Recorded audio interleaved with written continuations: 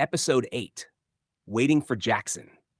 Between the people in our immediate area who don't want to go to town and those Bog won't allow in his cars, it's really down to Ray and me to bring goods in. The people in our area have their own bartering methods among each other, and they trade with me in exchange for meals and special requests. You'd be surprised how much currency circulates around here, despite there being nowhere to spend it. But what really makes life in the back possible is that we are in this together. If someone only has a shirt or a spoon to trade, even if I have no use for it, I'll still give them a meal and find a new home for the item in another trade for something I can use.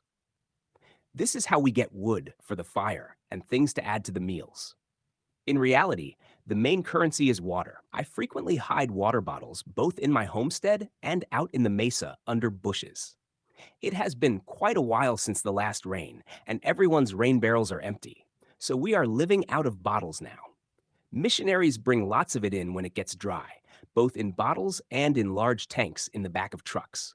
Even people from the back will walk to the entrance to fill their bottles. So not a lot of people die of dehydration, but we've all had our share of dizzy days and urinary tract infections. Everyone around us had been milling about their properties as we started cooking. The sun was setting, and the relief from its heat started taking over.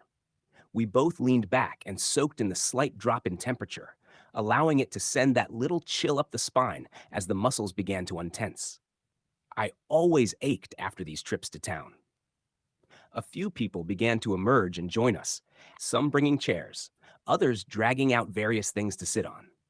Anna dragged out her old papasan chair, just the disc and the cushion, not the base.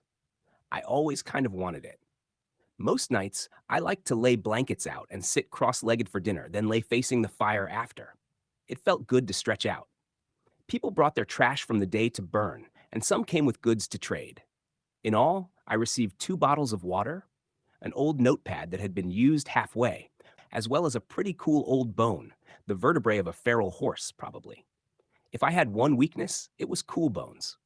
I gave that person 2 meals for it, and Ray shot me a look for doing so. The bone went on my little shelf almost immediately. The rest had already earned or paid for meals in advance with past trades. Ivan, an old military vet, caught a groundhog, cleaned it, and brought it to dinner. He did this pretty frequently and always got a few meals in return. Fresh protein. We threw the little guy right in with the beans and rice to keep cooking. The fats that cook off are more important than the amount of meat in my eyes. By this time, our campfire was doing most of the lighting in our circle. The stars were bright overhead. The air was crisp enough to go grab a sweater. Ray began asking everyone for more info about the fire from earlier in the day. "It was Denny," said Darcy. "No one seems to know how it started, but it did take all her things. All her bedding and some clothes," said Dave. "I hate to think of her, in her age, laying on the dirt in the cold," said Anna with a stare. Anna is about my age, but we are very different. She is one of those girls who says she only gets along with men, and she did. She got along with them very well. I like to think she keeps the rape numbers around here down, for a price, if you know what I mean. We all stared at the fire for a few minutes, about a dozen of us in total tonight. Why doesn't someone wander that way and see what others have done for her already? I suggested, knowing if anyone was donating a blanket, it would be me. Darcy volunteered. I think she was trying to be brave. I sat quietly, looking at her, assessing if I even trusted her to gain this intel. But Ray suggested Jackson do it. Jackson was younger, a hyper redhead. He somehow always owed one of us something in this strange, endearing way. He is a silly mix of energetic but also seeming as if he is always trying to get out of trouble. I think as a kid he probably got swatted a lot, but instead of learning to behave, he learned how to explain himself as he ducked and dodged. He jumped up with a "yeah, no problem," and charged off into the night. I felt a little bad because not a few minutes later, the food was ready. I hoped his stomach wasn't growling.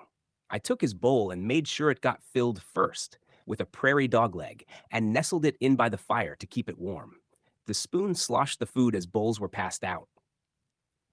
A good water to rice and bean ratio is difficult when making this much, especially with no measuring utensils. It is a science that we haven't mastered. Dave pulled a bottle of Tabasco out of his pocket and applied so much that my eyes burned sitting next to him. He gestured to others if they wanted some, but most were too humble to accept. Dave is probably pushing 50, chubby, with dark hair and eyes. A bit of an uncle type. I don't think he could be mean if he wanted to, but he was a bit of a perv too. I left my bowl on the ground in front of me. Others dug in, but I didn't feel right eating until Jackson got back. Episode 9, Candles and Carelessness. I listened quietly to the others talking. I tried to anyway, but at some point I spotted Venus in the night sky. I lay back on the ground with legs still crossed. This stretch felt great after the long day. I then found Taurus in the sky and began following the belt across Aries, Cetus, Pisces. I imagined a laser coming from my eyes, shooting out into space, and all the suns and planets that lay in that path out into infinity. I imagined what life was out there. On some distant planet, canine-like creatures are wrestling with their offspring. An intelligent aquatic species calculating a method to explore the heights of the mountains that stuck out past the water. They'd need a way to maintain pressure. It's too thin up there. Dave slapped my knee as he asked, "What are you doing with all those cans anyway?" Gesturing at my yard. I sat up. "I'm going to fill them with dirt to make a privacy wall." I continued, "When it's done, I'll mud it together." Dave, who aside from sitting next to me also lived next to me, joked, "What? You sick of seeing me in my chonies?" I laughed. "I'll be sure to keep a peephole."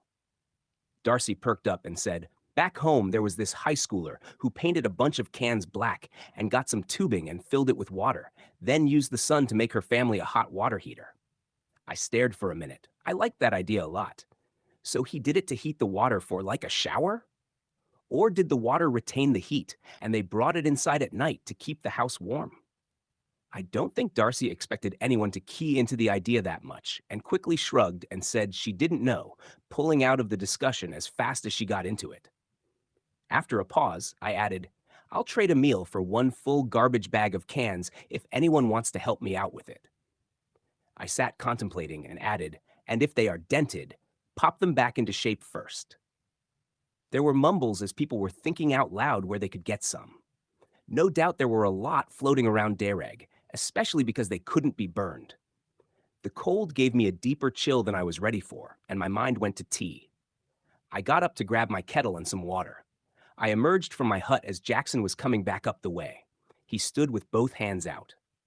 "Okay, here's what happened," he said loudly.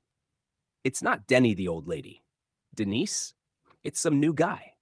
I gestured for Jackson to come sit down and pointed at his food. I pulled the chopsticks out of my hair and began eating too. Jackson continued, "The guy had a candle lit and forgot and knocked it over. This made me a little cross." Dave scowled. "He won't make it long wasting his candles like that." Ray added, "And he's endangering everyone being that sloppy." "Did anyone give him anything to keep warm?" Darcy asked, less judgmental.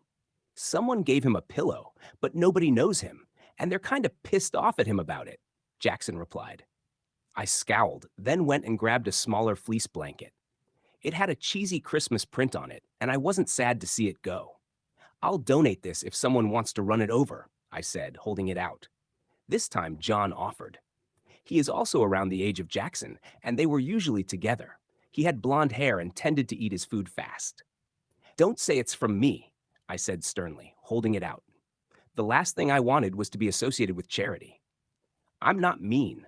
It's just that if the person comes face to face with me in need of help, I'll cave every time.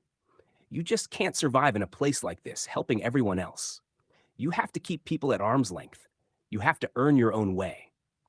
Anna, who was now curled up in a casual ball in her papasan chair, tugged John's leg and gestured for him to lean in. I didn't mean to roll my eyes, but I did. No doubt she was offering to keep him warm, for a price. I noticed Dave, who had been having a side conversation with the person to the left of him, also fell quiet when Anna did this. He watched to hear what was said with special interest. Gross. My water was warm by now, and I put a bundle of Navajo tea into the pot. I like all teas, but this one grows in abundance out in the foothills. It has a light, almost cedary flavor. Very refreshing. Sometimes I like to add a peppermint candy. I was about done for the day, so I pulled my few things in and put them inside. I offered anyone else some tea. Some took. I went over to Carol's, 2 plots to the right of mine, and asked through her fence if she would like some. She did. Carol was in her 40s. I didn't know much about her besides that her ex husband had left her for the secretary. An old cliche. She talked about it too much, really. She could be quite snobby, but we'd had enough talks that I saw through it. Honestly, she was too civilized for this place. But the way she needed to reaffirm that in every conversation made me think she wasn't convinced herself. She was very lonely, very scared, and very walled in. She did sometimes join us for dinner, but she seemed to have a source for canned soups and often ate alone. I tried to engage her a little every day, but tonight I didn't let her talk long. I was whipped. My last act of the day would be to soak some beans for tomorrow's dinner.